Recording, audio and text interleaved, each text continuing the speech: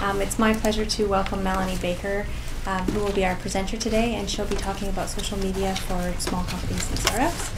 Melanie has worked online for the last 10 years, the last 4 in social and community building.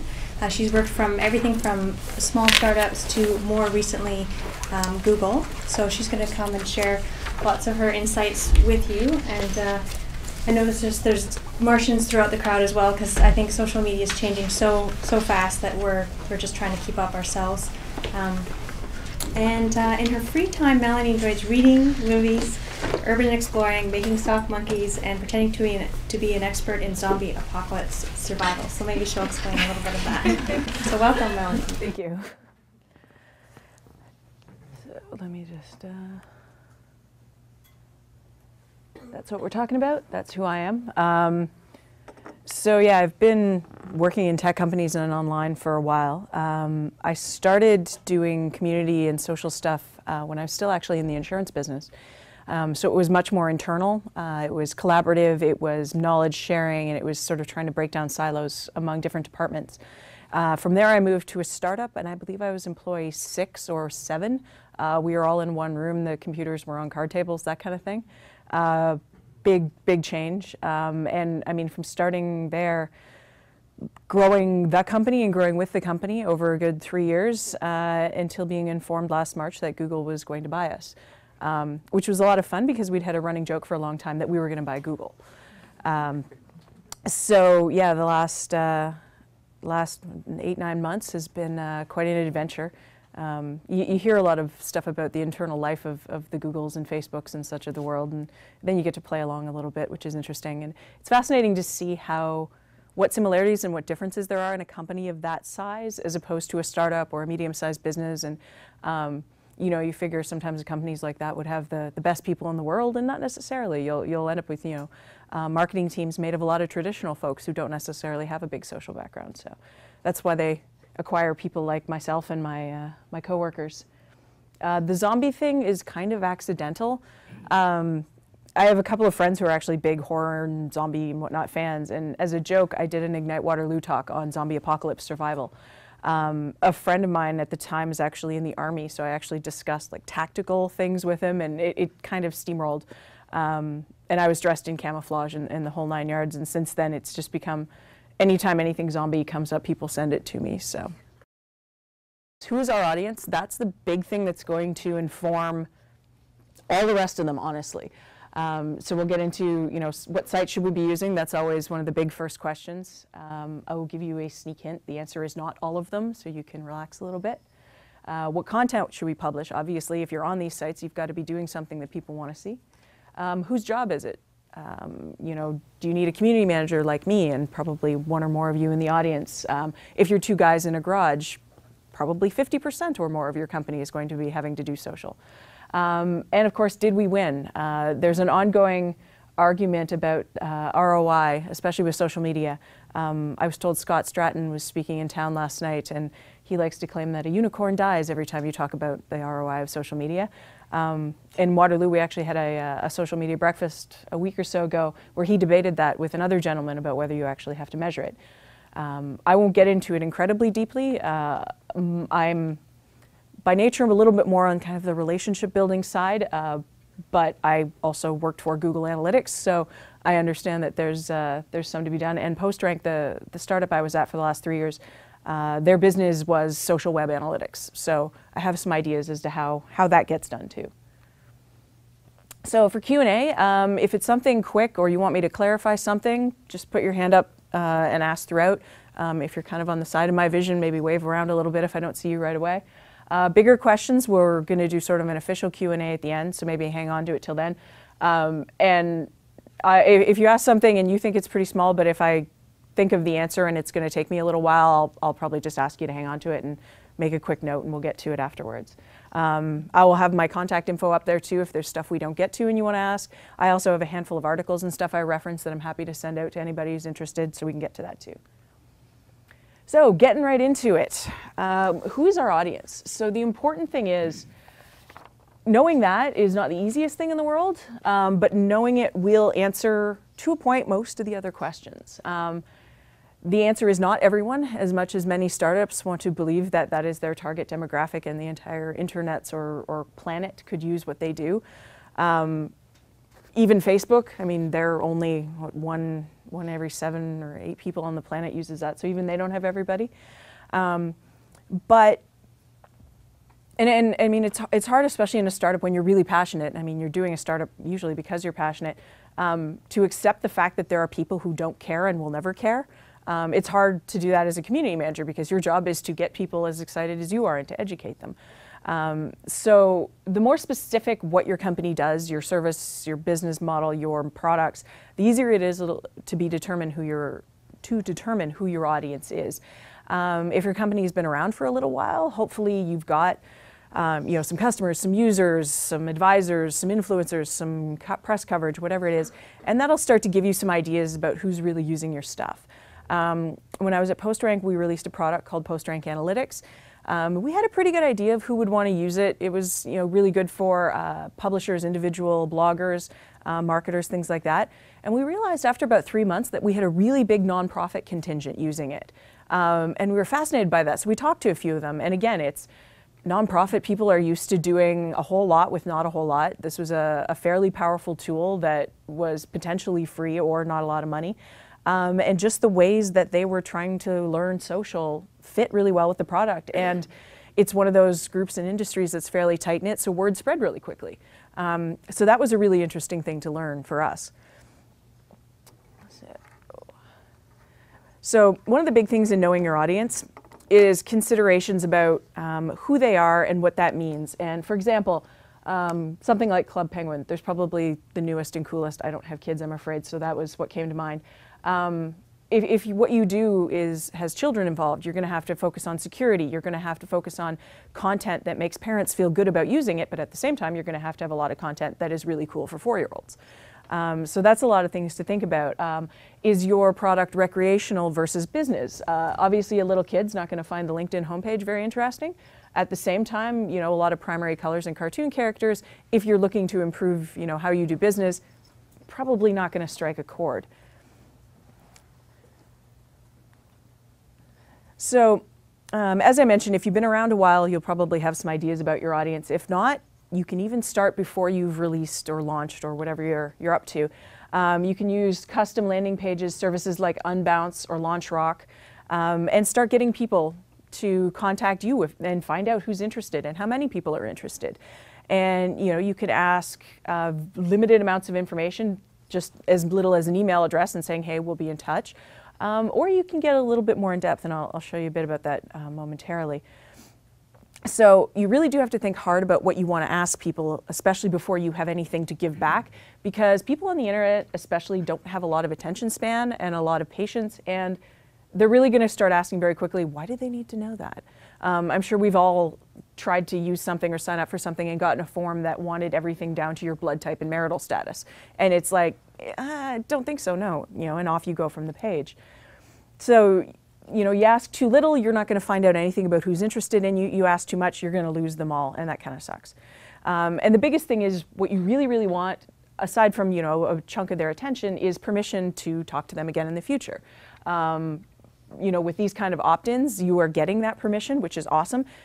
Down the line, again, you'll have to be careful with how to use it, but getting it in the first place is pretty huge. So, for example, a site like Pinterest, you want an invite, all you get is email address put in there, and you'll eventually get your stuff signed up.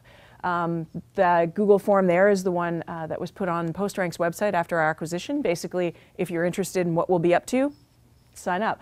You can see the form's even cut off, but you can see it gets fairly in depth. It's wanting to know, name, email, what kind of company you come from, how big is it?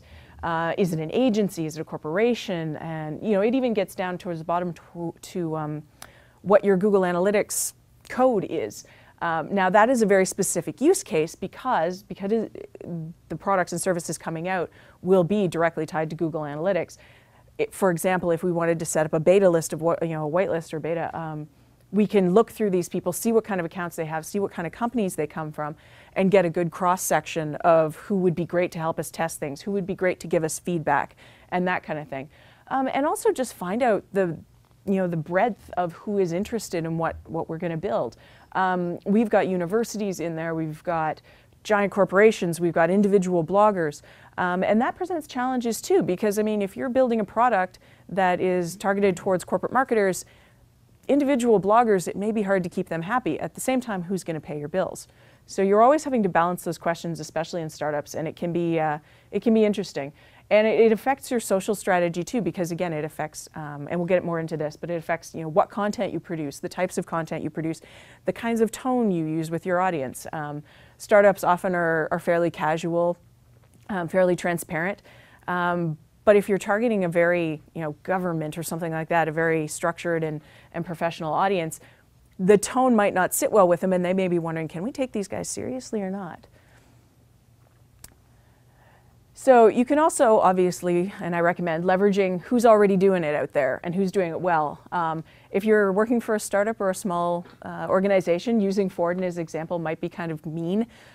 Ford is a machine in social. That's just the start of kind of one of their pages, and you know, they've got all the sharing buttons and they've got all the presences. But again, it never hurts to see who's doing it right, and perhaps, no, you can't scale to that point now, but you may get there, or you might just find really cool nuggets that you can steal. Obviously, there's a new scandal every week, so you can take what not to do from companies, you know, insulting people, or, you know, the Susan Komen organizations, or the, you know, ways back the Motrin moms, or the, you know, there's always something coming up. And what's interesting to see is the evolution of fails, as they like to call them, and how people used to really go crazy with the pitchforks and the torches. And now you're getting a fascinating cohort of more educational folks who are saying, okay, they screwed up. This is how they responded. What can we learn from this, and how can we help them do better? Because obviously they're trying to build community. They're trying to reach an audience, exactly like all of you and like myself are doing. And so it's becoming really interesting saying, okay, just saying that they failed and making fun of them, not really enough. Plus, again, online, people have really short attention spans. There's only so many cat memes you can make before we move on to the next funny thing. So in addition to that, get off the internet. You know, a lot of the companies are online. We are web and tech startups. But the people we're trying to reach physically exist in this sphere. So, you know, in Toronto, Sprout Up events are great for entrepreneurs and startups and whatnot. I know the crowd who work there, and they're great people, and they're absolutely passionate about connecting folks. I mean, you can get connected to other entrepreneurs. You can get connected to, you know, people who are involved in funding. You can get involved, talk to journalists and get coverage. You can talk to, you know, other community folks. Everybody's out there. And there's an endless variety if you start to look. The list on the side there, I guess your left, is a list of just 4 random ones I picked that go on in Kitchener-Waterloo, where I'm from. And they range from very social to very technical. And yes, they often tend to involve alcohol, which is unsurprising in the startup space, but there you go. So in addition to, once you get out there and are asking people either online or off, even people who are not in the biz, you're potentially running into audience members. So you're going to have to get used to talking about, oh yeah, what do you do? Oh yeah, what do you do? What does your company do? And I know for PostRank, for a good 2 years, I was constantly explaining. And it's essentially an elevator pitch. It's, you know, you're getting better constantly, and you're developing different ones depending who you're talking to. If I'm talking to a developer, I'm not going to use the same exact phrasing as I am if I'm talking to a CEO or to my mom. So you're going to get really good at explaining what you do, and you'll know you've gotten it right because then people will respond. They'll be like, oh my God, I was totally looking for something that did that last week. Or, oh wow, my brother-in-law is doing exactly the same thing. And then you're like, oh crap. So, you know, getting out there and talking to people, you learn a phenomenal amount, and it seems inevitable that you will always meet the last kind of people you ever expected who bring the most amazing insights to you. Plus, you know, it's just good to get offline sometimes, and the conversations are very different.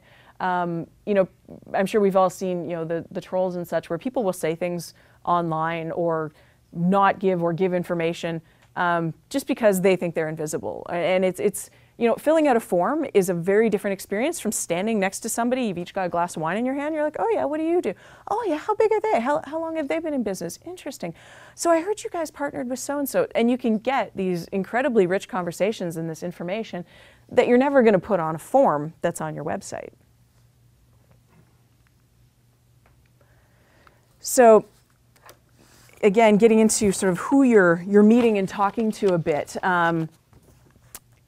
the big thing about audience, and your audience will likely include more than one demographic. It's possible that you're very targeted. For example, Reddit up there. You want to reach 20-year-old guys, you are in the right place. You want to meet parenting bloggers and moms, BlogHer is probably a much better place than Reddit to try and connect with that kind of audience. At PostRank, we did a bit of research into the major social networks and how big are they? Is it mostly women? Is it mostly men? How old are these people? Does it tend to be professionals? Does it tend to be more of a casual audience? Not terribly surprising, but kind of fascinating findings. Something like Twitter, I would have figured would have been straight down the middle in terms of gender and whatnot, and it's actually skewed, not hugely, but reasonably more to women. Okay. And again, I have a bunch of logos up at the top there, and there's certainly only a smattering. But again, I have the Pinterest logo up there, which is vastly women at this point. And a lot of people are saying, you know, are there guys on there? Why would guys want to use it? Well, they show up, they see shoes, recipes, babies, things like that, and they're like, why do I want to be here? So what do we have now? We have Gentlemint. You go on there, what do you see? Cars, guns, and scotch. But it's interesting because I was talking to one of the folks at Gentlemint, and they said some of their most active people are women. So I mean, there is a cross-posting thing. I actually asked if I could have a cross-posting button because, you know, I like scotch, I like cars. So again, you're going to need to do a bit of research on who you're actually trying to reach. And this, again, is the nice thing where you don't have to be on all the sites. You know, you get down to something like Google, Facebook, Google Plus, Facebook, Twitter. They tend to be more general, and a lot of all the people are on there. But as we'll get into, there's a lot of sites which are much more niche and offer a lot of really interesting opportunities depending on what you want to do with your content. And again, beyond you know, gender and age, there's things like how big is the site, but you balance that with how engaged is its audience. So, you know, a site may have 800 million people, and you'd be like, woohoo, I want to reach them all. Or a site may have 10 million users, but those people are crazy engaged. Those people are referring traffic. Those people buy products, and you're like, you want that audience. You know, it's like that 1,000 true fans thing where you can base a career on just a certain number of people as long as they're really, really into what you do. And there's other considerations, like I briefly touched on, like the kind of language you use on the site, the kind of tone, for example, the person engaging in social uses. I'm going to talk to my nieces a lot different than I'm going to talk to my mom. And again, it spreads out in the business world. Are you talking to executives? Are you talking to developers? Are you talking to people about your age or an older cohort? Is your main audience native English speakers, or are they ESL? I know a friend who did a contract a long time ago for a woman whose company dealt with a lot of Hispanic immigrants in the US. And one of the big considerations was making sure that both, you know, the text language was very clear, and including things like spoken options for learning things, because some people just learn better hearing things. So, and again, if you attract a lot of people with disabilities, you know, making sure the site's accessible and things like that. If you are attracting young people, you need to have a good mobile site. I mean, when I was waiting for folks to filter in, there were, you know, iPhones sprinkled all over the place, and that's how we're doing stuff. And there's a company called Burrito Boys. You guys had the original one. We have one in Waterloo. And for a long time, you open their website on your phone, especially an iPhone, and you get a blank screen because the entire site was Flash. And it's like, I want to call you and order a burrito, but now I have to go there, but that seems like a pain, so I'm going to go do something else. So even simple little things like that are part of your social strategy, and you've got to consider it. Again, you have to balance that with being often a startup. You don't have a huge amount of money to spend on things like the world's best mobile site. So, you know, you've got to kind of figure out where the concerns are. So getting into content a little more based on audience, again, with a professional audience or an older audience, probably will still have some attention span left. I know after a good decade or more online working, and even more than that just online myself, I don't have a lot of attention span left, as much as I love reading and whatnot. So me getting through a white paper, and that blue one actually is one of PostRank's white papers, is not going to be the easiest thing in the world. It's also a technical white paper. So if I'm a business user and I can only find technical documentation, I may be a bit frustrated if I'm trying to find out if I want to buy your product. So, you know, you've got to make sure you've got a balance of documentation depending on who you're attracting and what you're selling. And it depends whether it's going to be more visual or more text or more video, or if you're going to have a developer section on your site, if you have like APIs, for example. Radian 6 is a great one. They have a whole section devoted to case studies and white papers, and it's awesome because you'll find different kinds of companies in there. So you may find a company like you if you're considering buying their product. So it's like, great, I can see how someone similar had an experience with them. Obviously, case studies and things aren't the easiest thing in the world to get, as I'm sure anybody here in marketing and similar pursuits knows, but it is the first thing that everybody wants. So keeping in mind, as you develop your community, as you develop your customer base, finding out where the great stories is, finding out why the nonprofits are using our social or our analytics software, and trying to get up as much of that as you can. In Waterloo, we have an auto dealership, and they have a list down the side in their sidebar of all the makes, Acura and Chevy and whatnot. And if you click on, say, Acura, the first thing you get is a page of customer testimonials and what they call Twitter test drives, where they've used social, given people cars for a few days, basically interviewed them, got their responses. So when you click to find out about a car, the first thing you see is what real people like you think about. And I think that's genius. They make it very easy to find like the technical specs and all the other details about a car that you want, your gas mileage and all that. But when you can say the very first thing we'll show you is what other people that we cannot control think about our products, that's really powerful stuff. And again, you can, depending on what your audience is looking for and what you make or do or build, you need to kind of move it around a little bit. Zappos, for example, obviously giant website full of lovely pictures. So why are they putting more pictures of their shoes on Facebook? Well, we just got in this new product. Take a look. Or if somebody happens to be on Facebook and a friend of theirs happened to buy some shoes on Zappos, you go over to their page, then you go end up buying. So, using channels for multiple strategies is not necessarily a bad thing. Plus, look at those shoes. They're brightly colored, they're strappy, they're fun. Those are going to draw the eye a lot more than, like, I don't know, rubber boots, which was another picture I'd originally looked at, but it wasn't very striking. Or, for example, video. That bottom one, some of you may have seen it. That was Budweiser Canada's Super Bowl commercial. Fantastic ad, made a lot of people cry. Now you're like, well, wait a minute, that's a Super Bowl commercial. That's not social, that's not online. Well, that's on YouTube. I took that a few days ago. It's already got well over 3 million views. And a lot of the people, Super Bowl's over. A lot more people are going to see this ad, and they're going to see it on YouTube. They're going to see it on people like Scott Stratton's blog, where it was embedded. Places like that. So again, using different social channels and reusing social channels is totally something you can leverage, especially again if you're a really small company and you don't have the resources. Yes. Hi. So I'm hearing two things. I'm hearing our audience, and I'm also hearing that there's audiences for those sites. So some sites more women, some sites more men, so on and so forth. Yeah.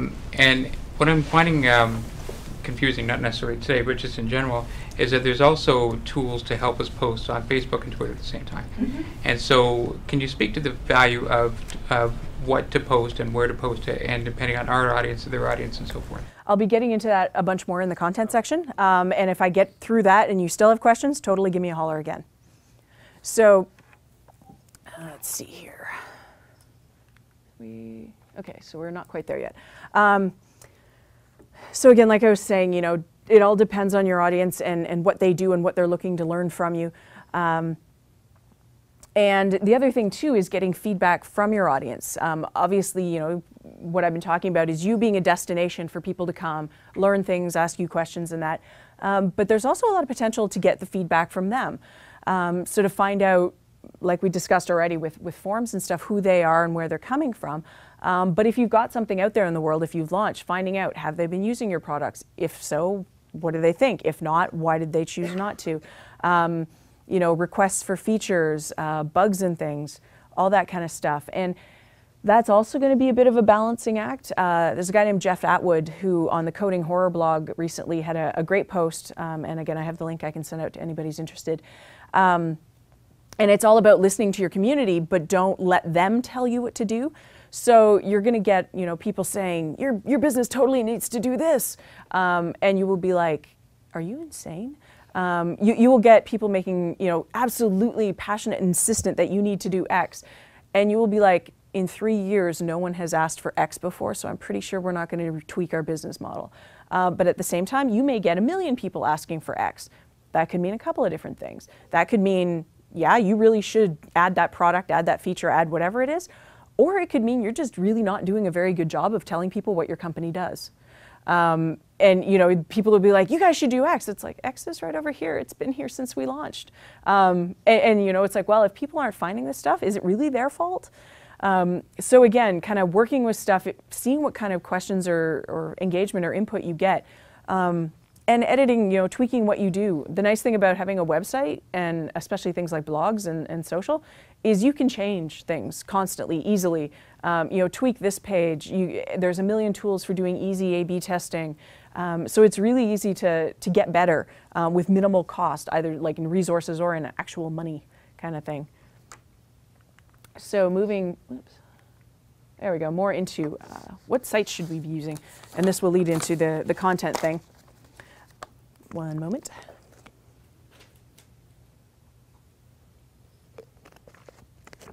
So again, you don't have to use all of the sites. You will go insane and not remember what you filled out when, and what you'll end up doing is just going copy, paste, copy, paste, copy, paste with all your content, which then everybody will be like, why would I follow you on all these sites when it's all the same thing?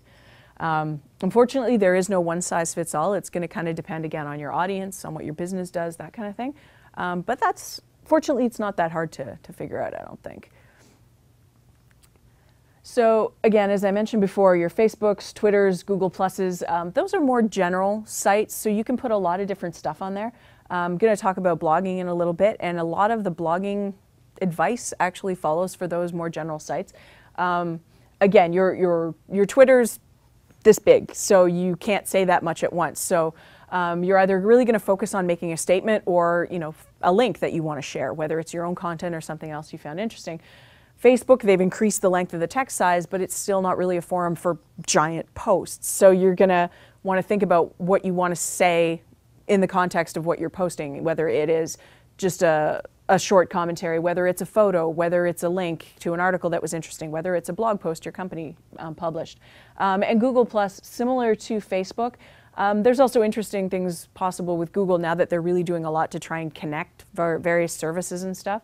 So you can think about that in terms of kind of, you know, how can we integrate all this stuff? I mean, Google owns YouTube, so there's a lot of potential for doing things with video in there. And again, getting off of the more general sites, things can get really niche. The top one there is Ravelry. That's a community for crocheters and knitters. I know people who are very, very passionate about this site. There's also some crazy people on there who make the kind of stuff that shows up on Regretsy and the sort of crafty cake recs type sites. The next one I mentioned already, Gentle Mint, which is the response to Pinterest for guys. Again, is it necessary? No, Pinterest already does that stuff. But if that's the community where men are going to feel more comfortable taking part in that way, then I guess there is a niche for it. And you can do some interesting things too. I thought this one was fascinating. The bottom one is from Pinterest, and it's Mashable's page, but it's not pictures of scotch or cars or, you know, recipes or shoes. They put all the Super Bowl ads up there. And then they did a post linking to it on like Monday after the Super Bowl. So anybody who missed them or wanted to see them again, there's the whole list. And I would love to know what kind of stats they were getting on it, because I was on that site and I sent it to a bunch of other people. And now, is it directly related to Mashable and being a tech blog? Not necessarily, but they're supplying a service and they're becoming a source, a resource for interesting stuff, which is also something that companies can look at doing in addition to marketing their own stuff. There's a lot to be said about thought leadership, and we'll get into that a little bit more too. Where are we? And too, like going back to kind of, you know, the Club Penguin thing at the beginning, depending on who you're trying to reach and what you're trying to do with your business, whether you're going to need things like games or whether you're going to need things like videos, or if you are a content-heavy company that produces a lot of materials, you know, something like SlideShare, where you can share all the, if you tend to have a founder like we did who does a lot of speaking engagements, it's nice to have those resources in one place and say, look, we really know what we're doing. And it, you know, it can tie you to the community of other people trying to do similar things to what you're doing as well. This is also really common, especially among like tech groups and development and whatnot. And if what you do is very visual and appeal, if you are a shoe company or you're producing a physical product, something like Pinterest or not so much Flickr perhaps anymore, or a YouTube channel really makes a lot of sense, because you are not just talking about what you do or showing an infographic of it, you're actually showing the thing, and you can show it from different angles and different colors. You can show it working. You can show it out in the real world. Some of the coolest things you see, like off-road vehicles, and that you don't want to just see pictures of it. You want to see videos of it, like zooming through the bush and like going over logs and all that stuff. And that's what really gets you engaged and get you going, wow, totally want one of those. So seeing stuff going in the real world is basically case studies, right? So the next consideration is about content and audience, but it's about you and your business and reaching out to folks. So these are some examples of basically support functionality. So you're going to have to ask yourself, do we want to build our own? Do we want to use some of the sites out there, which are very social and use a lot of social functionality and are tied to a lot of social sites? Do we want to embed or integrate something into our website? So a few examples up in the top corner there's Gmail. That's one of their forums, user forums. They also have a help center, which is just, you go and read stuff. This is where you can actually interact. The other top one is Zendesk, which is a tool where you can integrate it into your website and get kind of your Q&A and your knowledge base and that kind of stuff going on. The bottom on the far side there is Get Satisfaction, which has been around for a while and has really evolved in terms of basically build a community, which is your Q&A, which obviously your support person, community manager, whomever, is involved in answering questions and fixing bugs and all that. But at the same time, ideally, your users are doing that. Somebody posts a question and then another user's like, oh, I ran into that. Which is, again, what kind of, the Gmail forums or any forums, customer forums, are often good for. So, I mean, if you can build that kind of engagement, often through social sources, because you're using those to draw people to these central points, that can be really helpful for you. And it can really cut down on your support time, because as your company grows, as you develop your user base, someone like a community manager or whomever you've got, support is going to become an ever-increasing part of what they're doing. And I put the community roundtable in there with a question mark, because it does get into the who's going to do this? And we'll get into that a bit more. But again, is your company big enough for a community manager? Do you need one? Do you need somebody who's very support focused or more marketing focused? Or again, if it is two guys in a garage, who's going to handle this kind of stuff? Because sure, you can get customers on board, but you got to keep them happy to keep them as well. And social channels and social strategy are a big way of getting into that. So let me make sure I haven't missed any of the good stuff here. Oh, and the other thing too, considering with this and who's going to do it, is again your resources and how much time you have. Why have a YouTube channel if there's one video on it? Why have a Tumblr site or a blog that hasn't been updated in months? It makes your company look like it's been mothballed, essentially. So while you're figuring out what sites to do and what content to put on them, you also have to understand how much time are you going to have to do this, because at the same time, you're building a business. You are building products and services. You are out selling stuff. You are giving presentations. You are talking to lawyers and talking to accountants. And so there's this massive balance going on, and the smaller the company is, the fewer bodies you have to deal with that. Like I said, when I started PostRank, I think it was number 6. And until that, the founder and CTO had been doing most of the support. Were there more important things he probably could have focused on? Yes, there were. And then he had a chance to get off and do some more of that stuff. One thing somebody mentioned about in the questions submitted was about deal sites, the Groupons and such of the world. I don't know a huge amount of that. I haven't used it in a business context, but a couple of things I've learned from seeing some of the analysis, and I have a friend who knows a fair bit about it. The biggest thing with those kind of sites is really to do your research if you want to participate as a business. Setting limits is your friend. There's the cautionary tale of the photographer who potentially will be working for like 2 years for $2 an hour kind of thing, because his Groupon was insanely popular and he didn't set a limit on how many people could buy it. There was a cafe in Waterloo that did a half-price lunch, and when I was in there redeeming my half-price lunch, he said he'd expected about 150 people. And I said, oh yeah. I said, so is that the limit you set? He's like, no, I didn't set one. 800 people got that lunch deal. Is he going to make any money out of that? No. Are those 800 people going to become repeat customers and eventually make him money? Maybe, but probably not. So, you know, you need to balance it. Deal sites to me are a lot like Winterlicious and Summerlicious, those restaurant things they get going. So you need to be able to afford what you're going to offer. But at the same time, you have to balance it with, is it sexy enough to draw people to buy it in the first place and to convince them to come back and get more stuff, ideally that costs more money. You know, you get those restaurants that just really are not into it. The menu is completely different and often cheaper than the normal menu. The service isn't great, the food's not great. And you're like, why would I come back here and spend more money? So you really have got to think about the benefit to both your business and trying to draw people in, and really ask hard questions about, like, what is the potential for these people to come back? And what I'm offering, is it the kind of thing that somebody will only need once? There was another company out of KW that did helicopter rides. It would have been awesome to go. Do I need more than one helicopter ride in the area in my lifetime? Probably not.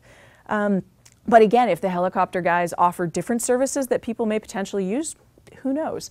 And that's the other thing, is who you're trying to get with these deals. Again, it's like the internet. It's not everybody.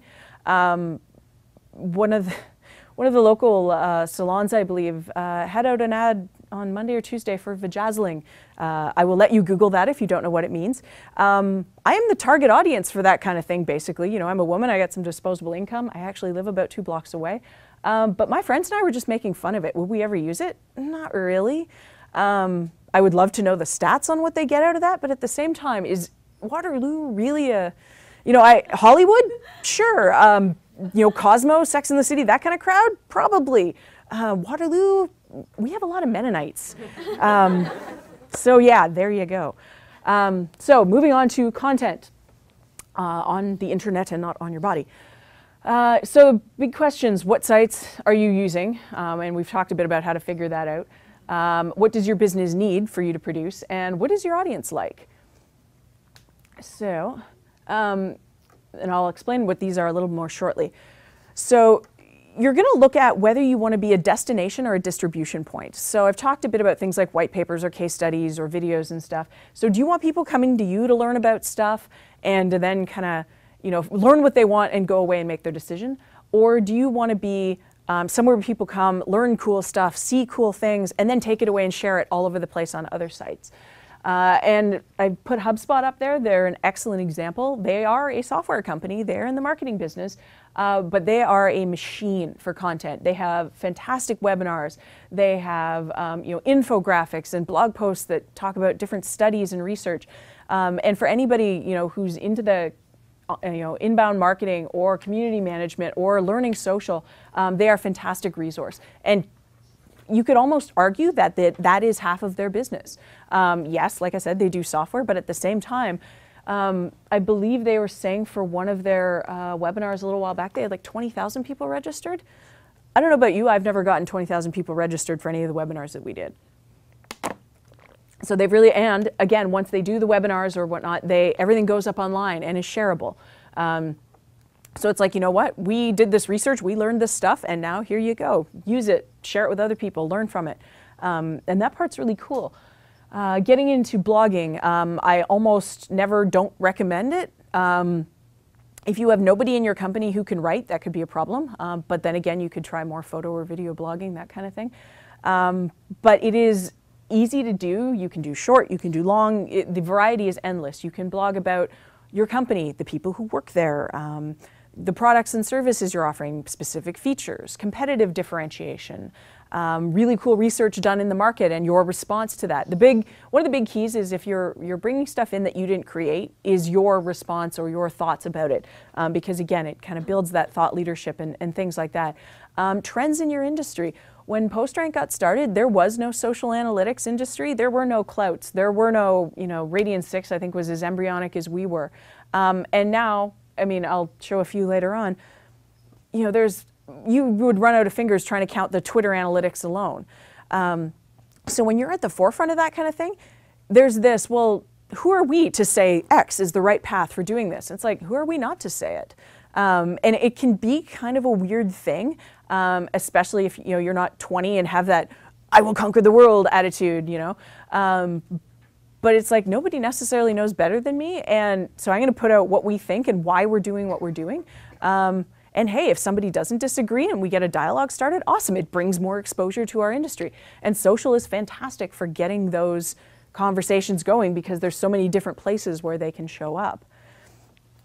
So I put Chris Brogan's website up there as an example. Again, he's got a marketing related business, but his blog has been his big thing. He's been famous for forever now. And he still regularly posts content, and it's really good content. And he, you know, brings in relevant stories and comments on them and things like that. So, you know, as a, not a cautionary tale, but the exact reverse is a great example for what blogging well can showcase about you and can lead to. He's an awesome look at. Gary Vaynerchuk is another one. Started out doing a video blog for his family's wine business and called Wine Library TV. And every day, I think it was pretty much every day, or at least, you know, weekly, talking about wines and tasting wines and telling people where to get stuff. Now he's in the US, so it's a little easier to do that. But again, he's such a character that he built this enormous, incredibly passionate audience. And now he doesn't do the wine library thing anymore. He's got his own media company. He, you know, consults with massive franchises, including like the NFL. And he's still doing videos. That one that you can see the screenshot of, he's on a plane overnight flying back from, I think, London or something. And he just felt like he had something to say. This may not be about anything related to his business specifically, but I can tell you that probably millions of people are going to watch it anyway because he's got that brand of being a guy who is entertaining and smart and has stuff to say. So, you know, blogs, be it writing, video, whatever, doesn't have to be exactly about this is my product. But, you know, if you've started a company, you're probably a pretty smart person. You probably know a bit about the business and the industry you're in and the other people in there. There's plenty to be said. And you can also cheat. Again, there's other people in your industry, they're smart. Guest blog posts, little video interviews. You know, you happen to be at South by Southwest, you've got your flip in your pocket, be like, hey, can I grab you for 10 minutes? I've seen any number of videos done that way. And casual places like that, you can get all kinds of famous people. Well, it's like, whoa, you know, so-and-so, you can use that as your hook. You know, I'm interviewing so-and-so. Everybody comes to the blog to check out this 5-minute video interview. So there's all manner of ways that you can get, you know, other people involved too. Again, you have to understand that they're probably really busy and potentially in demand the more famous they are. But you can work with that, right? Now, in terms of things like frequency and what to post, I talked a little bit more about it. Obviously, with Twitter, you got 140 characters. If you post a URL, you got a whole lot less characters. So it's not gospel, but a good rule is to try and say something about what you're posting. I don't know about you, but if somebody just posts a link, I'm probably not going to click on it.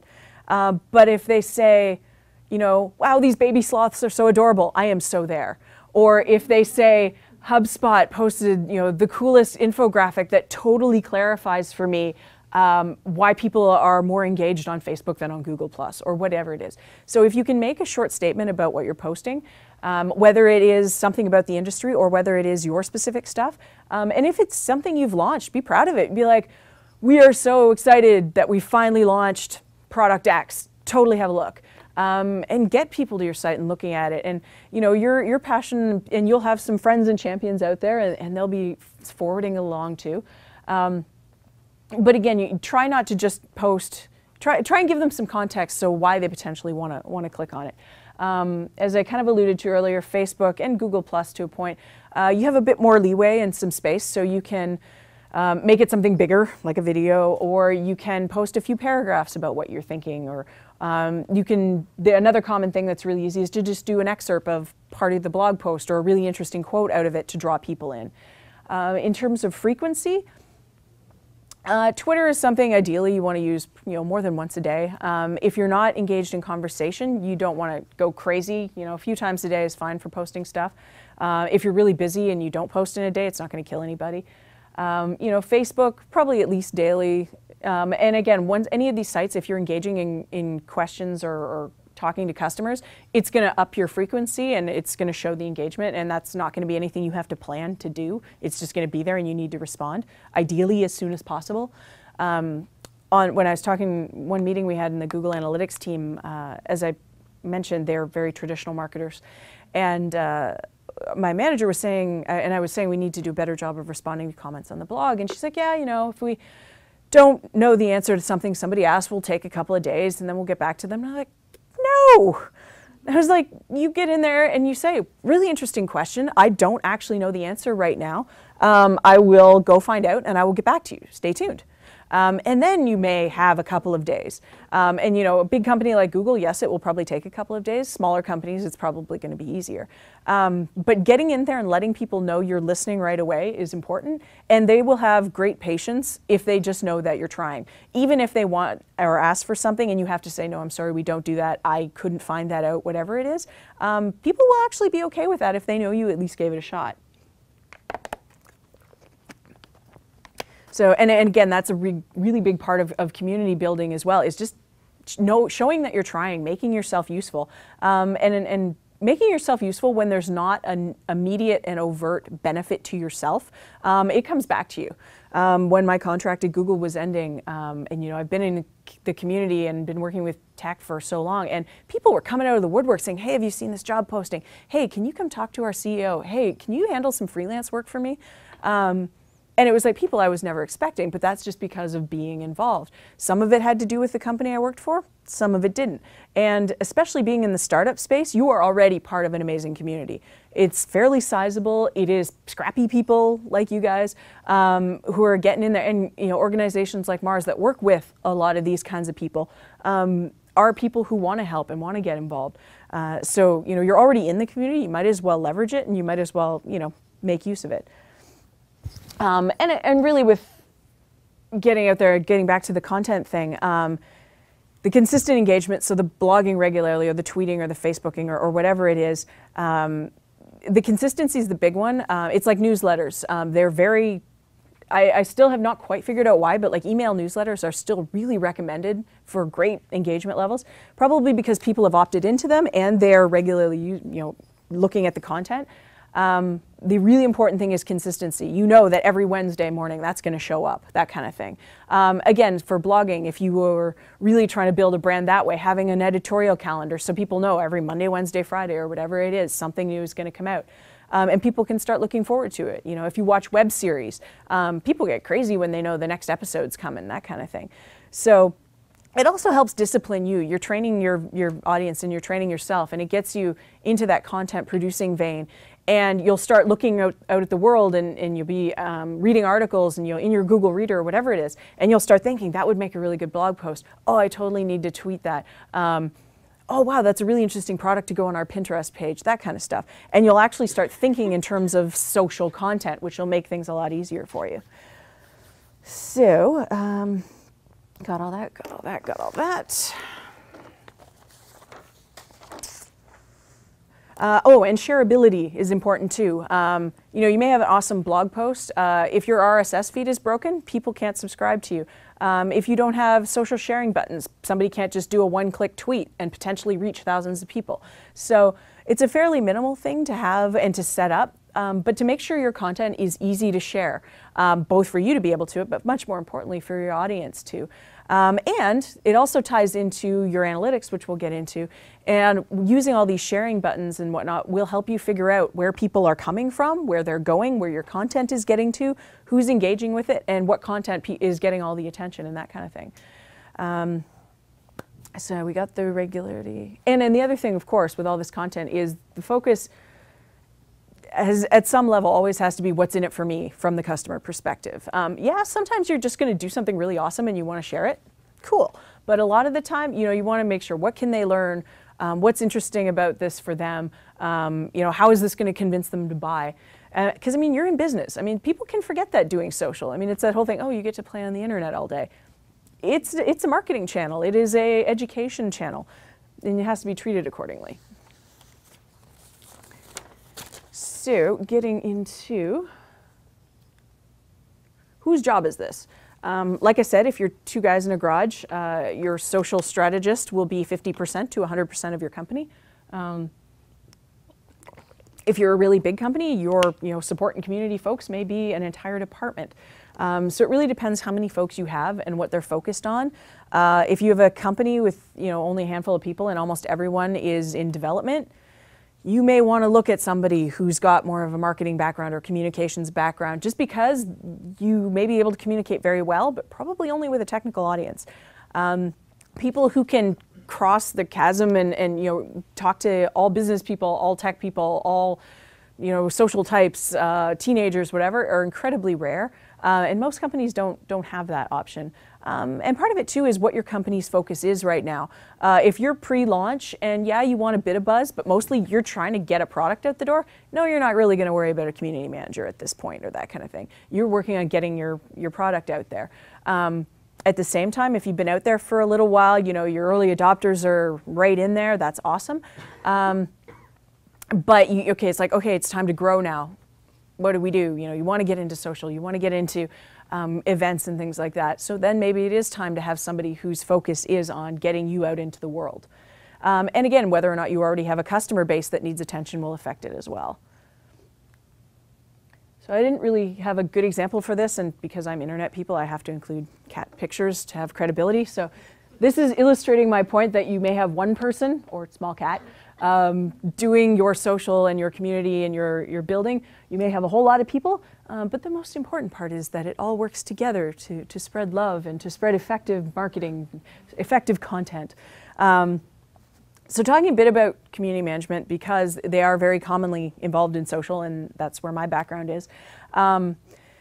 It is often, especially for startups, it is highly varied, and when you get to a higher level, bigger companies, community management and social strategy is not the same thing. In very small companies, it'll often be the same thing just because there are only so many bodies. And the person has a lot of hats going on. So when you're really early stage, it's getting the word out, who we are, what we do, how we can help you. It is 100 million times a day saying this is what we do in a 90-second elevator pitch. It's starting to create content about who you are and what you do. Now that may start as things like blog posts and that, but it'll start to get more official in things like how-to articles and knowledge-based content and videos about how your products work, things like that.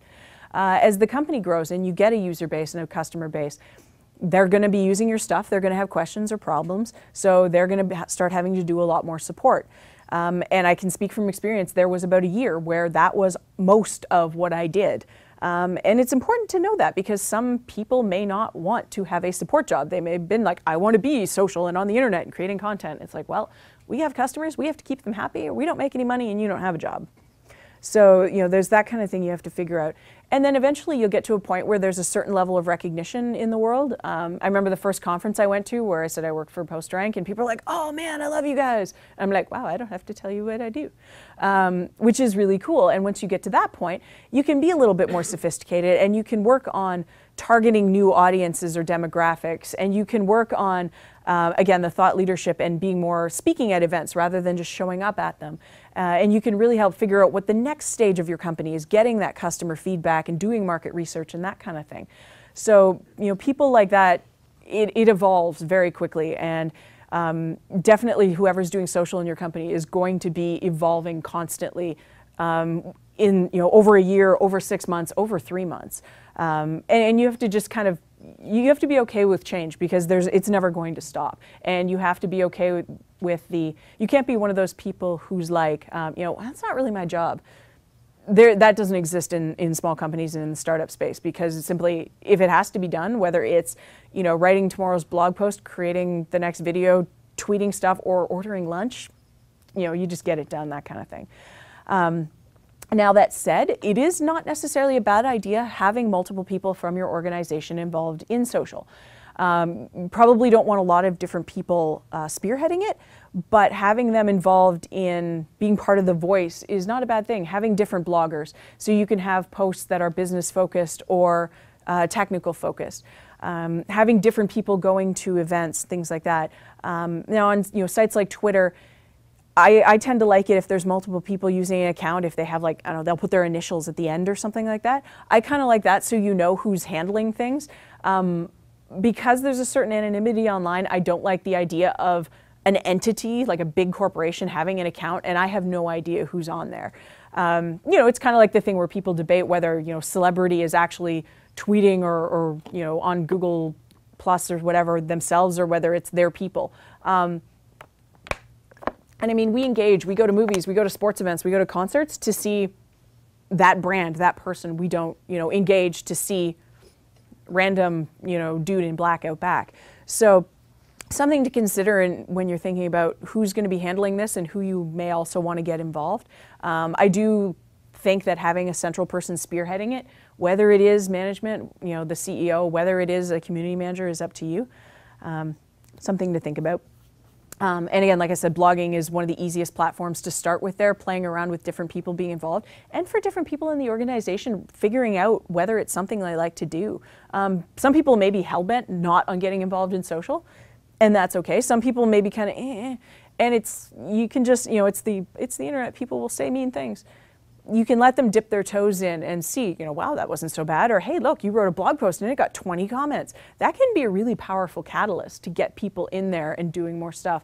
And you end up with heart-shaped kittens and both happy employees and happy users. Because again, they're also getting more of a personality out of your company. And a lot of people tend to want that, especially in smaller orgs. Obviously, really big organizations, you may just, you want to buy your car, you may want to buy your laptop. You don't want a relationship with them. But often in smaller and startups and stuff like that, especially if there's going to be some kind of ongoing relationship, like you bought a subscription, it's kind of nice to know who's behind it and who you can contact if you have questions and stuff. So, did we win? So you're out there, you're doing social, you're blogging, you're tweeting, you're figuring all this stuff out. You're not just playing on the internet. Social is a marketing channel. And I can speak from experience that the stuff that Google is working on for Google Analytics is, in addition to all the traditional stuff, it's getting these social channels in there and saying which ones are working for us, which ones are making us money. Now, if you're just getting started, you won't have a whole lot to measure, not a problem.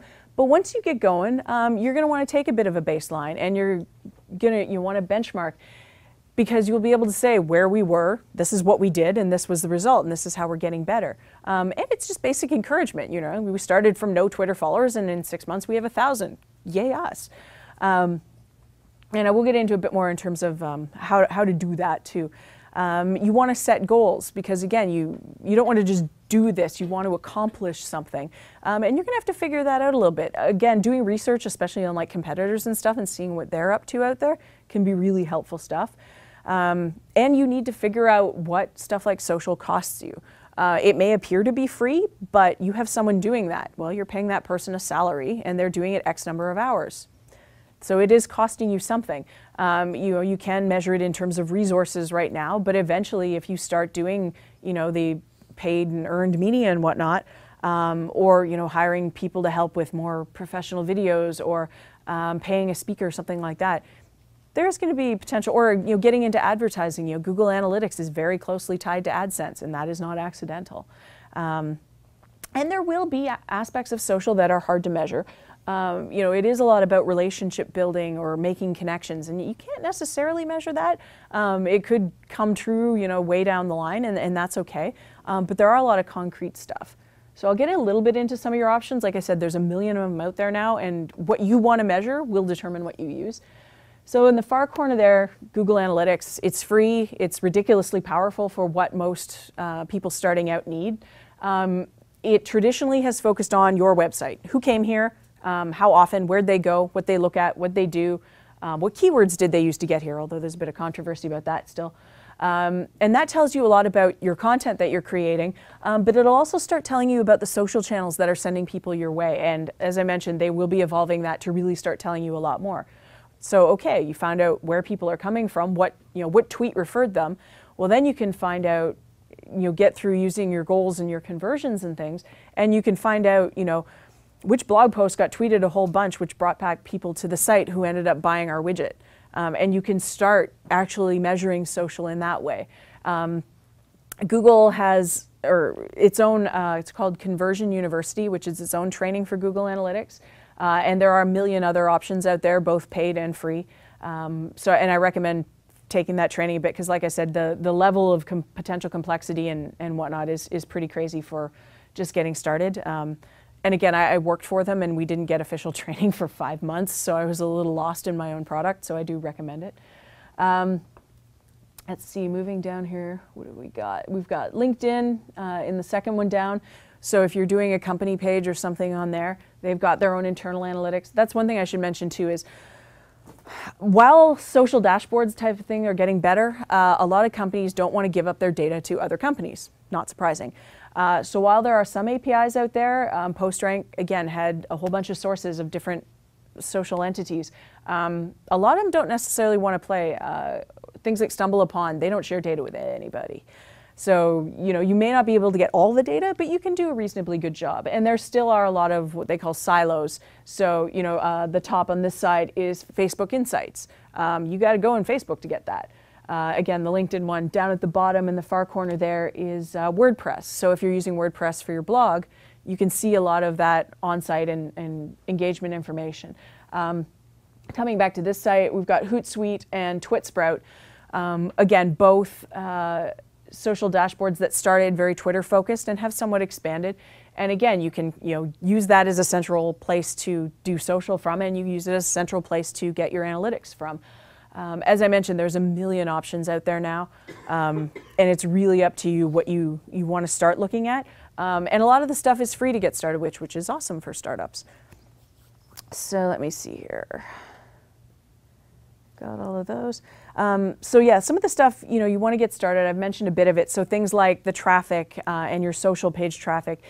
Unique visitors is obviously a more interesting stat than just overall visitors, because it's like maybe it's your mom coming back to your site 10 times or 10 people. Global traffic, if your business is online, finding out, we had customers in Kazakhstan, which blew me away. So stuff like that is really cool. When you get a little further along, things like conversions. Really socially, followers and fans and likes and shares and things like that.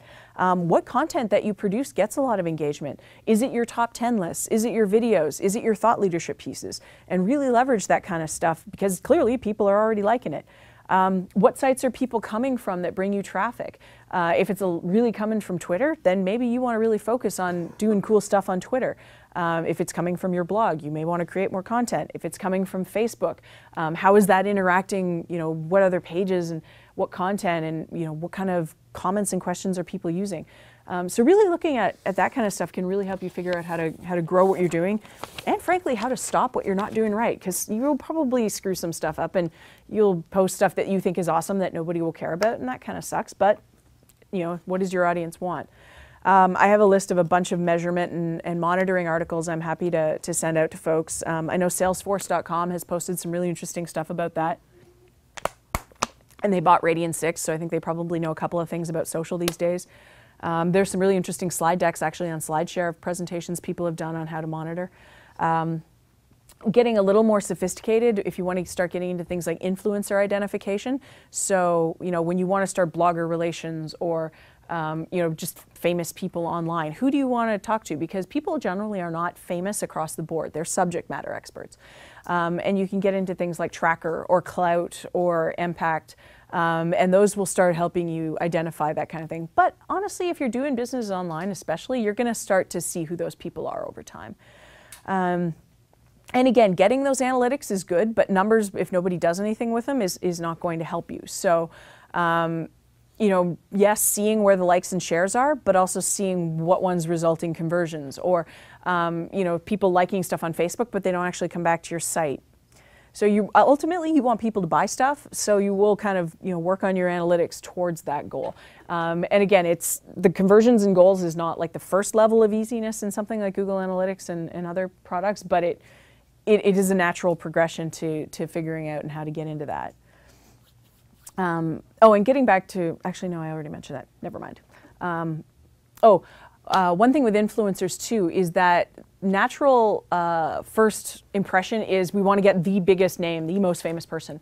And that is rarely that effective because A, they're getting deluged. They can afford to be really picky about what they talk about.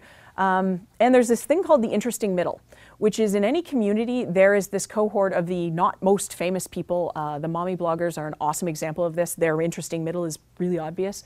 And these people have a lot of influence, they have a lot of connections, and they're more flexible in terms of who they're interested to talk to and work with, and they're trying to grow businesses. Often their blogs are their businesses.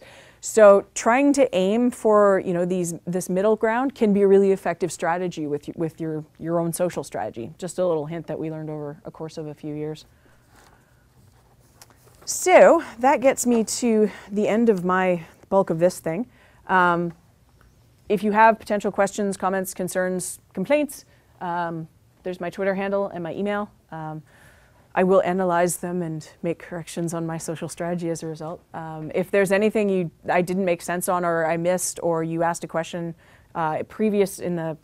before the presentation that I didn't get to, feel free to start asking now in the Q&A, or if you need to mull it over a little bit, feel free to shoot me an email. Any of the articles I mentioned, if you're interested in seeing them, give me a holler. Unsurprisingly, I tend to have a pretty good backlog of bookmarks and things in the social sphere, especially related to measurement and that.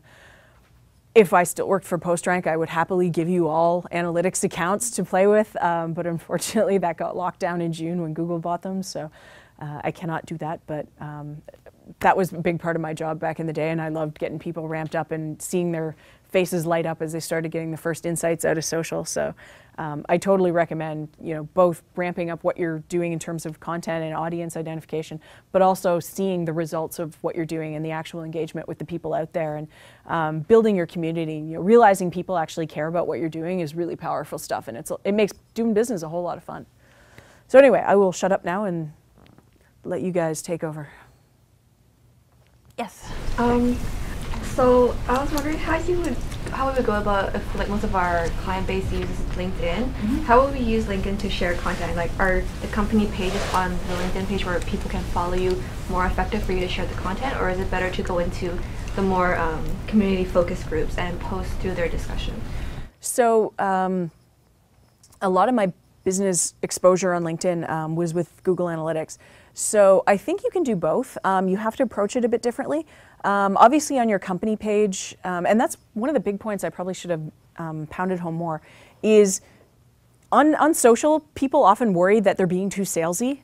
And if you're worried about that, you're probably not at risk of it. So it's okay to talk about your business and try and sell things. People are following you and liking you and reading your stuff, expecting to potentially buy or be interested in what you have. So it's cool to post your own stuff and talk about you in terms of using social, because you are a business and people expect that. So for example, on your company page, I think it's cool to make it more about you and post your kind of stuff and engage in a more kind of me-centric way. A lot of the more community-centered groups, for example, the Google Analytics one is thousands of people and highly engaged and really, really smart people who have way more expertise than I ever would. Recognizing that and recognizing that they built that community, you didn't. So you can be a member there, you can be an active member there, you can try and be very helpful, and you can become a consistent presence so that people know they can ask you or contact you, but you have to respect that you are not the boss of that community.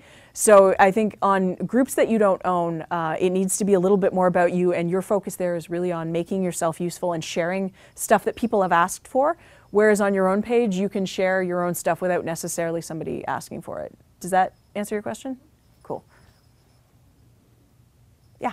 There's a lot of tools out there that can kind of automate responses and that sort of thing. Yeah. When is it a good idea and when isn't it?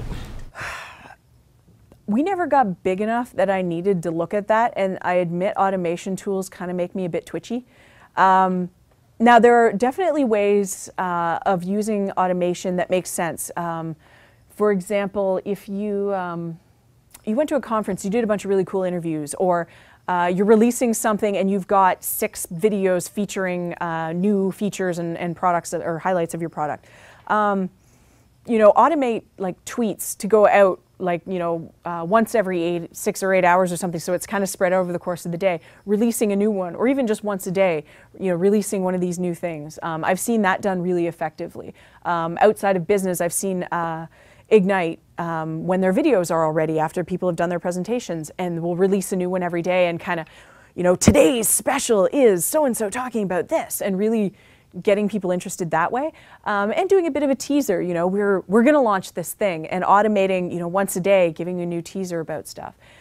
Day to day, especially customer engagement, if you're getting into things like support or Q&A, stuff like that, I don't know that you can really automate much of that because you don't know what's coming, and you have to be in there. So things that, much like the LinkedIn thing, things that you can control, I think you can automate.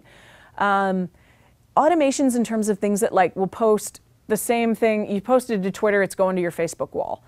I'm not a fan of that. If your account is purely business, it might be okay, but especially in a startup, I know we goofed around sometimes, and do you really want an out-of-context conversation showing up on your Facebook wall that was with a specific customer on Twitter that is only going to be one-sided and make no sense to anybody else? The creating scarcity, especially with like your products and the in-crowd and your beta testers and stuff, is awesome. Making people feel excluded from what you're doing is probably not a great strategy. So you can play around with automation. Like I said, for stuff that is not time sensitive or context sensitive, I think it makes more sense than stuff that is kind of off the cuff or is going to be driven by somebody other than you, because you get the context out of whack or one side of a conversation, and it's out there, everybody can see it, but if they don't understand it, it's going to drive them, like they're not going to want to engage with it. Yes? What do you think about when people try to analyze the timing of when is the best time to post? Because I always wonder about Twitter, because I don't do it during the day. So are people following it all day, or should you post at night, or is there an optimum time? I know some people have tried to figure that out. What do you think about that? That question has existed for at least 4 or 5 years. PostRank actually did, Ilya, our founder, was a data junkie and brilliant, and one of those people who did what we call data stunts. One of the data stunts we did was analyzing when you should publish blog posts. Because again, this was 4 or 5 years ago, and we initially focused on RSS optimization. And we turned out, at the time we did it, it was Thursdays at noon got you the most engagement. I can't tell you anymore why that was. I could at one point, because I answered that question 1 billion times. And again, I've seen it with especially Twitter. In my own threads, which I can speak from having run several accounts, you're going to get the people like me who are on there all day. You're going to get the highly productive people who pop in for half an hour in the morning and half an hour in late afternoon, maybe over lunch, and that's about it. You're going to get the people who don't use it during the day and only show up in the evening. And occasionally you'll get a response from somebody and you'll be like, what is, oh yeah, I posted that at 10 a.m. But they're not on there until later, right? So if you're posting something you want people to see, you can post it more than once. If it is a new blog post you did today, if it is something you launched, definitely post it more than once. Now, you're not going to post it like every hour. Posting it maybe 3 times a day, 10 a.m., just after lunch, just before you head out near the evening, not a problem. That way you are reaching potentially more people. As I mentioned before, if your audience is potentially global, you got a 6-hour time difference, a 10-hour time difference, a 15-hour time difference. So, if you're potentially big in Australia, you want to have some stuff, and again, that can use your automation thing, right? You want to get stuff in front of them too. Things like blog posts or newsletters, not quite so time sensitive, and people will read them when it's convenient to them.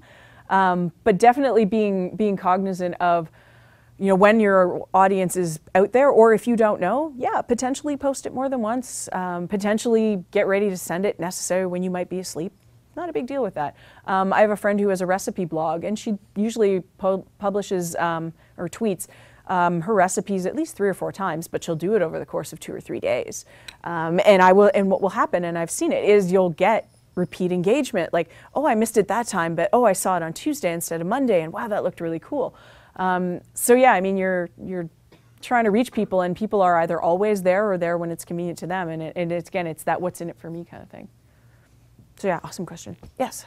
Do you have tips on balance as a community manager? Because the internet social media runs 24/7. So I find that I get addicted to it and I'm always online.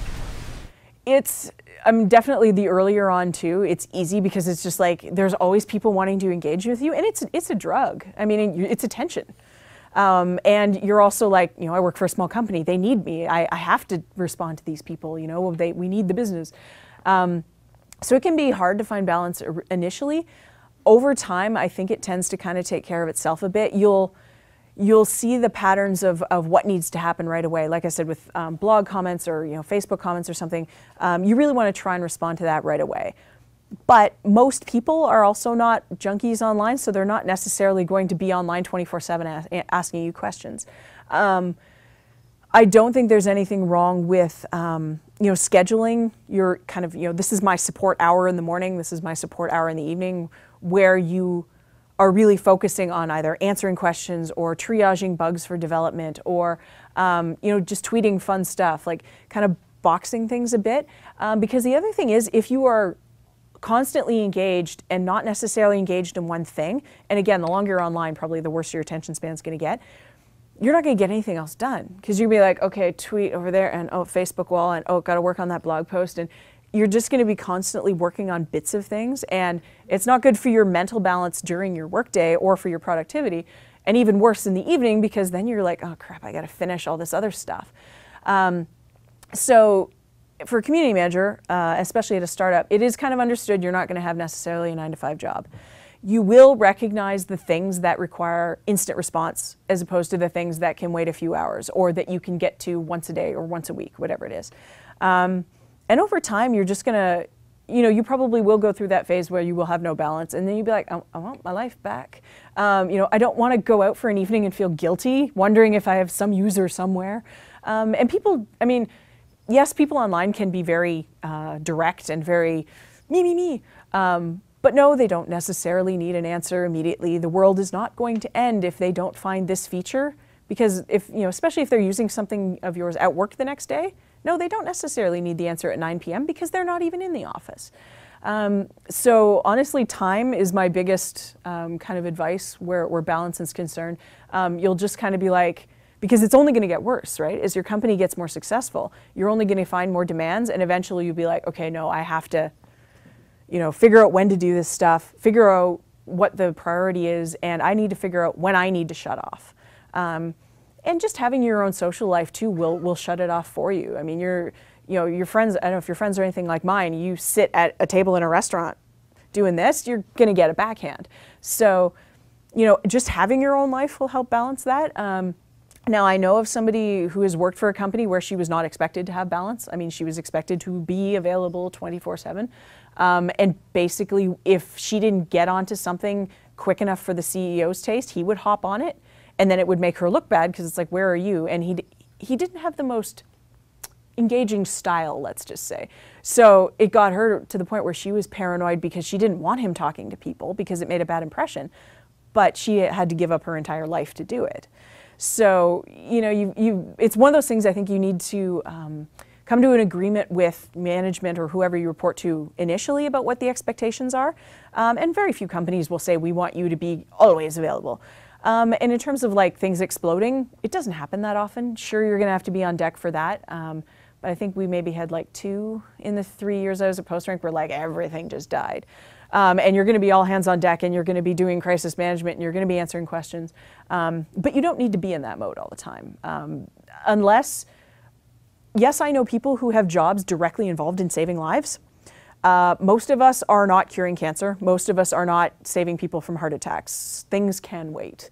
And it's just, it's usually a matter of just getting used to it, where you can kind of start and internalize that. And being organized, knowing when you're going to do things, using tools to make it easier, that tends to help. That was really long-winded, but hopefully it was helpful. Yes? Just a quick question. Can you suggest some social sites that are aimed at the senior demographic? Interestingly, I'm not sure what the stats are these days, but for quite some time, the fastest growing demographic on Facebook was women over 50. And speaking from my own family, I suspect because that's where all the pictures of the grandkids go.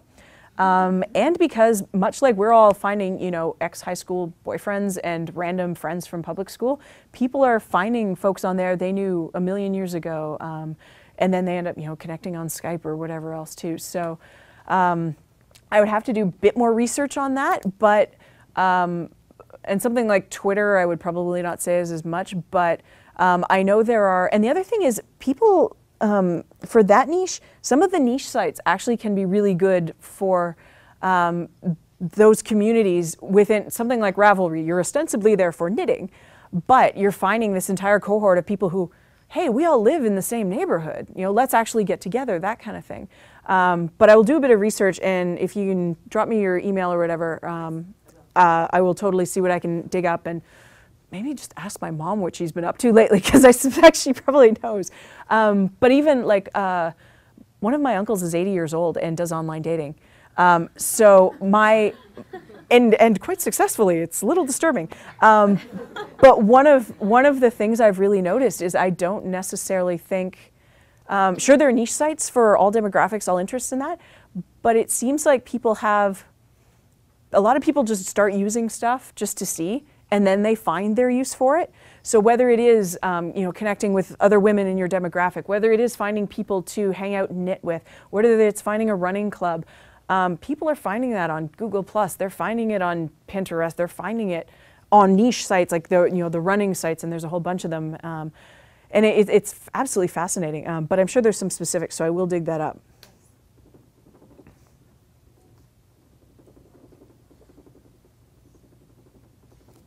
Yes? So you mentioned about influential bloggers, how you shouldn't really target the bigger ones because they're probably going to get swarmed by others, and aim for the middle ones. So what's the best way to locate who those middle people are? Because I know there are sites that list the top bloggers based on industry, based on RSS feed, and once you find them, what's the best way to establish a relationship with them? So there's a lot of tools and a million lists out there, your Ad Age, Power 150 and all that kind of thing, that will show you in terms of things like engagement, who the top ones are. If you spend any time in and around a community, you'll start to see who the players are, who gets a lot of retweets of their blog posts, all that kind of thing. So some of it is just observation, some of it is things like lists, some of it is potentially using influencer identification tools. And I think they all kind of use slightly different versions of influence scoring to determine who's awesome. But the other thing is too, if people are posting about stuff relevant to you, you're going to notice it. It's going to come up in things like your Google Alerts. Set up Google Alerts. They do index social sites, so you can find out mentions of your company, your product, your industry, things that you're using, and it'll come right to your email. You can set up a folder. You can look at it once a day. You can engage that way, and you can find out who's saying what, especially about you, and contact them that way.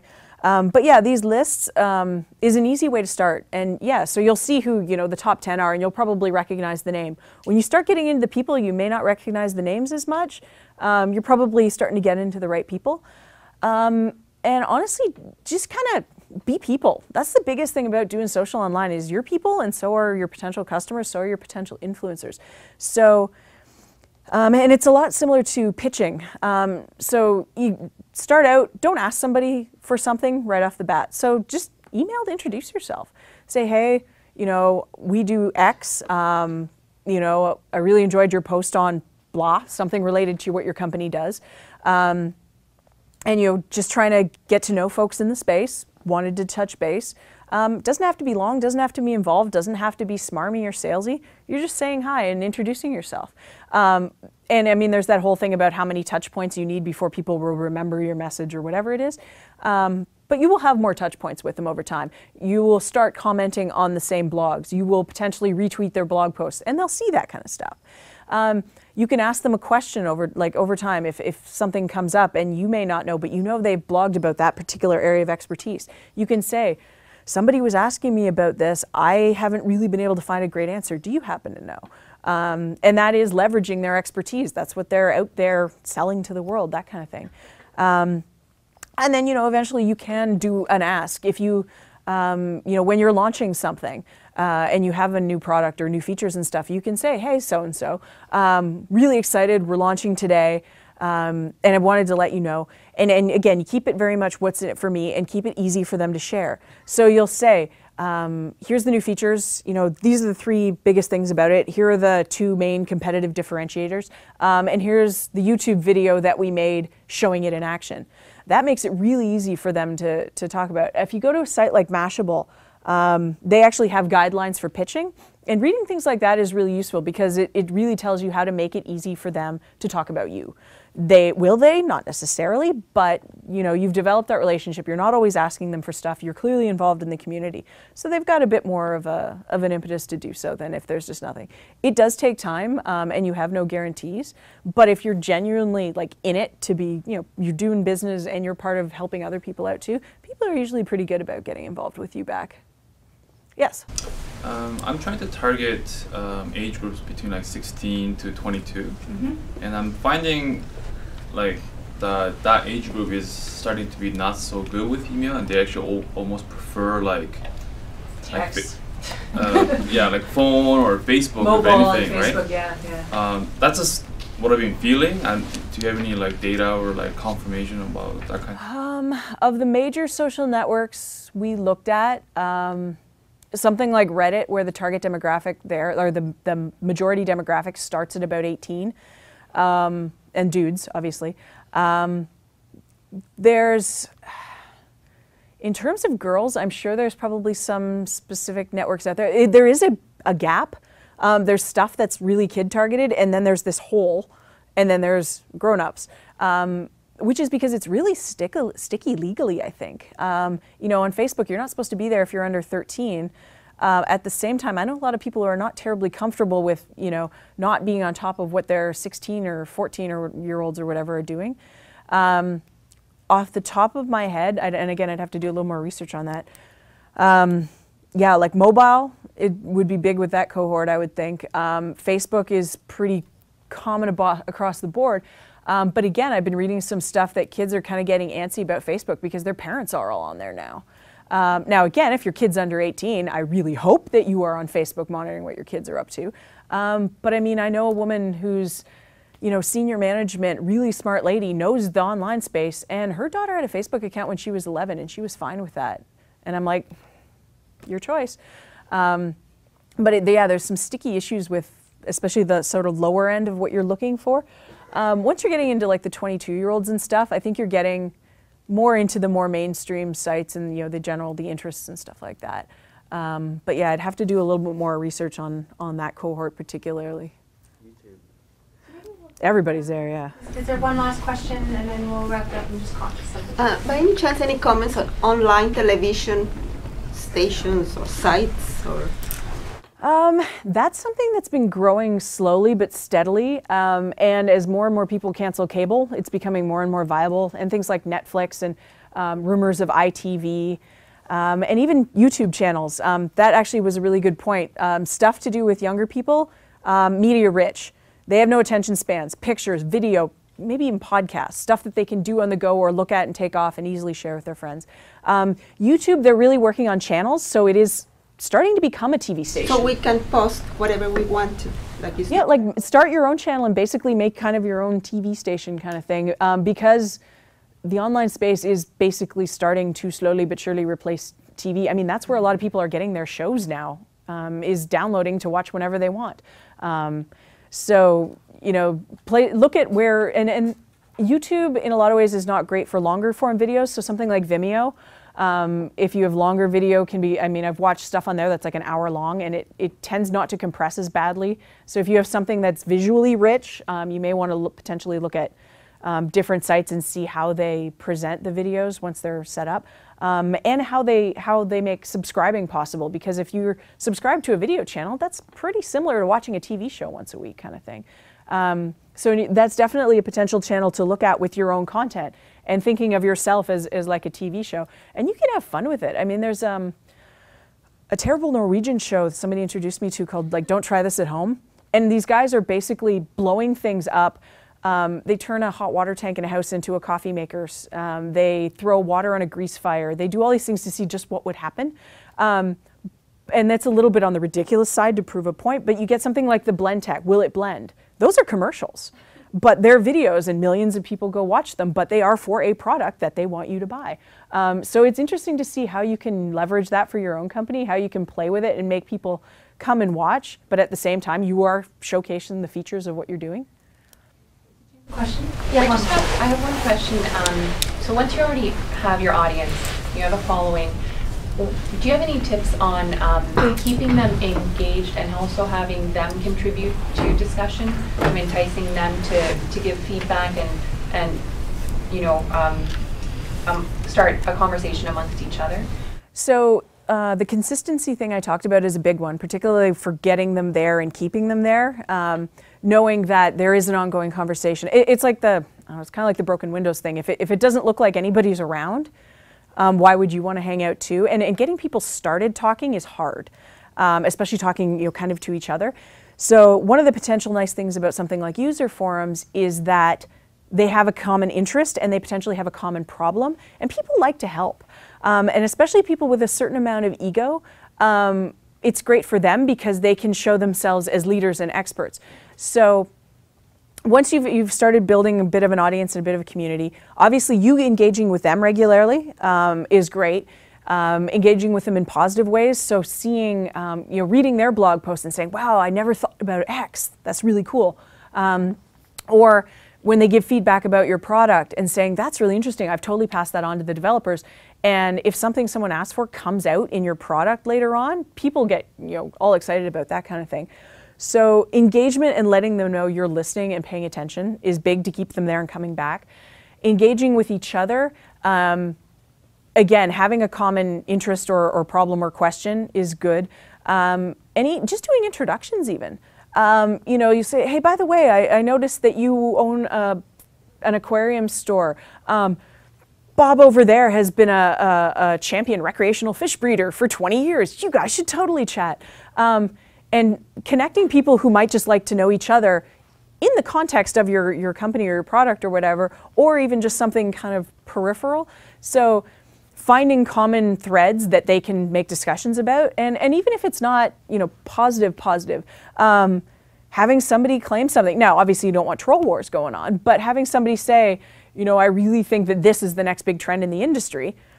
If you go at half a dozen industry experts, I'm pretty sure they're not all going to exactly agree. So conversation can get going that way, and you can stir the pot a little bit and play devil's advocate and stuff like that to keep things going. But really regular engagement and just paying attention to the people side and noticing details is a good one for keeping that healthy. And it's hard. I mean, it's keeping communities going, especially over years. Yes, you'll get kind of established cohort, but people will get bored or people will have some other thing that takes their attention. And especially if it's a very specific demographic, getting new people in there. If it's a really strong community, it can be very intimidating for new people to try and jump in. And that's another sort of community manager job too, is to say, hey, everybody, this is so-and-so, or conversations going on and, hey, I hear you're interested in this. What do you think? And try and draw them in that way. But it's like constantly playing host or hostess, and it's not easy, but you make it part of your regular job. And eventually, if you're lucky, yeah, it'll take off. It'll be self-sustaining. It'll be like those LinkedIn groups with thousands of incredibly smart and active people, and all you have to do is occasionally answer a question or provide some information. And I mean, that's awesome. That's kind of the ultimate community goal, really. Well, thanks, Mel. That was a great hour and a half. You packed a lot of information in, and I just discovered Pinterest like 2 weeks ago. So I mean, there's so much to know. Don't ever combine the ModCloth website and Pinterest, or you will never leave the internet. I learned this to my own detriment. There's a new Canadian ModCloth at Emerald. What was it called? Dress 911. Dress 911. I wish you hadn't told me that. Exactly like it. But thanks so much, Mel. We really appreciate it. Thank you.